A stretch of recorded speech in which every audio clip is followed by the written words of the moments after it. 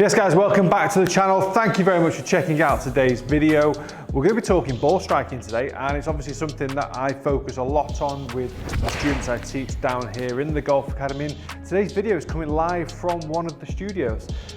It's beautiful evening, twilight golf. I was going to go on the golf course, but it's probably going to be dark by the end of this video because it literally, the lights turn off in Dubai. There's no slow sunset, and it goes from this to dark quickly. So I didn't think I'd get much chance on the golf course, but I thought a nice change of scenery.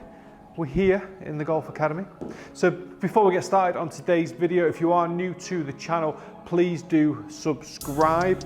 Also, if you don't mind, it's good for the YouTube algorithm apparently. So I've heard on other YouTube videos, just hit that like button. You don't even have to like the video, just hit the like button. It's great for the algorithm.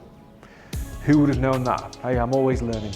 Anyway, today's video, we're talking about quality of ball striking. Now, it's very easy just to kind of say, well, if you swing it relatively neutral all the way up and all the way down with a good rotation, you generally find the club face, the ball into the middle of the club face, and that's obvious. That's very common. I mean, but what is not common is actually finding the center of the club face and having a neutral golf swing. So we need to try and find a couple of areas in the swing that we can do to improve that centeredness of strike. And one of the key things I always talk about in all my videos and always with clients is the delivery position of the club. So I often see if the club comes into the ball too much from the inside, we often see a toe strike.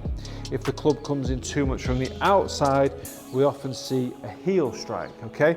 Now those positions can be caused for very different reasons in the swing, whether it be something as simple as grip, transition, body weight position, whether it's in the toes or the heels.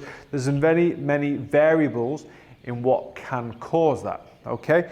But one of the things that I see the most often is a golfer getting to the top of the backswing and spinning. So when the hips and the shoulders from the top of the swing turn on the same axis. So from the top of the swing here, the shoulders work in tandem with the hips, therefore meaning as the right hip comes out, the right shoulder also comes out. And that gets the club towards the outside, which will generally create a heel strike. So that's the most common shot that I see.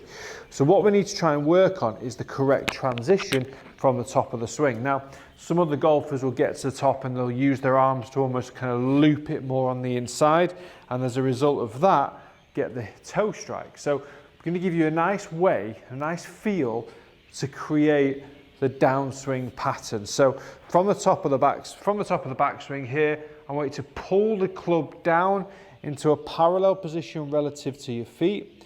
In the meantime, I want you to start to rotate that left hip back. Now be careful to make sure that the left hip stays flexed, okay? So as we're coming back down, we've still got the spine tilt and we're rotating and we're keeping this flexed. If we start to slide and push in, we're going to maybe even catch the heel from the inside. Or if we start to get on the outside and we start to stand up, again, we'll catch heel or toe. So early extension is a key one within this video as well. But one of the key things I want you to focus on is lowering the arms down as we rotate into that left hip. So obviously this is all for right-handed golfers. If you do swing the other way, like that way, then you need to flip over these rights and lefts. So as you get to the top of the swing, as the arms start to work down, the left hip starts to work back. So I always often think of my left pocket working back towards the wall behind me, but I'm going to try and make sure I keep my club parallel to the target. Also looking at this from the perspective of the shoulders, once I get to there, I want my shoulders pointing down the target line and my hips effectively pointing to the left of the target. So I don't want my shoulders to follow my hips because now the shoulders are left of target. So I want to try and really make sure that as the arms start to work down, hips rotate, but shoulders stay down the target line. So when I actually get to impact, this is not strictly true by the way, but this is a feeling.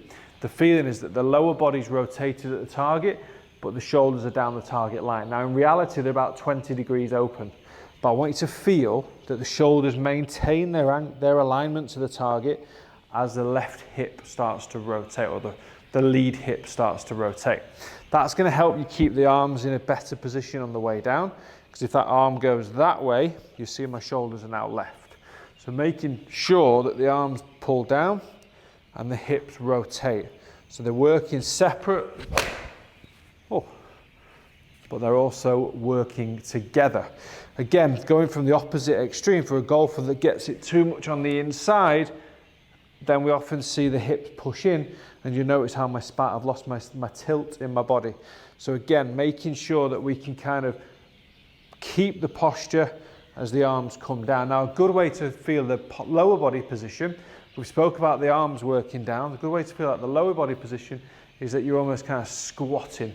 You're going to drop into that left hip as you start to rotate. So you're going to squat into the downswing as the arms drop down, and as you squat, it's easier to rotate. It's going to be a lot easier for you to load into that left side as well. So you're going to get the two movements working together.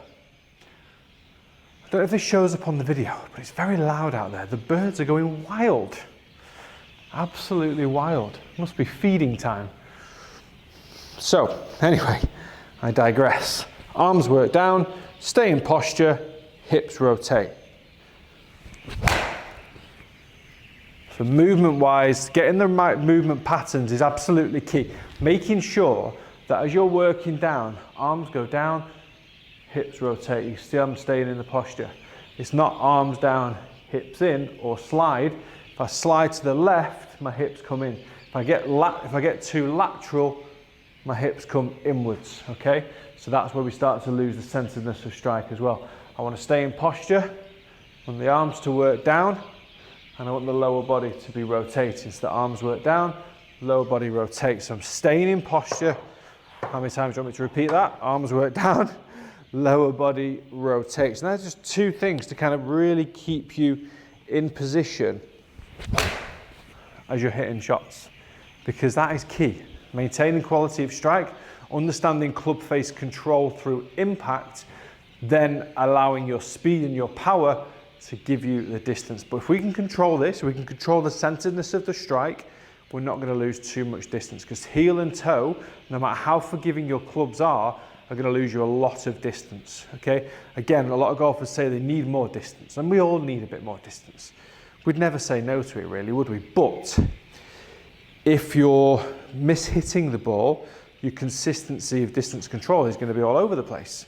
You could hit a 7-iron from anything from 150 to 170, and if you're on a golf course and approaching it into a green and you've got a 7-iron, you've got 160 in because you hit the last one poorly and then you flush it over the back, A, you can be happy that you flushed it, but B, you're over the back. So we've got to try and get a consistency of strike, an understanding of club face control. So we generally, that's a bit fat. So we generally know how far the ball's going to go, and then we can get more consistent with our approach shots into the green. Guys, hope you've enjoyed this video. Hope it's been educational. Hope it's helped.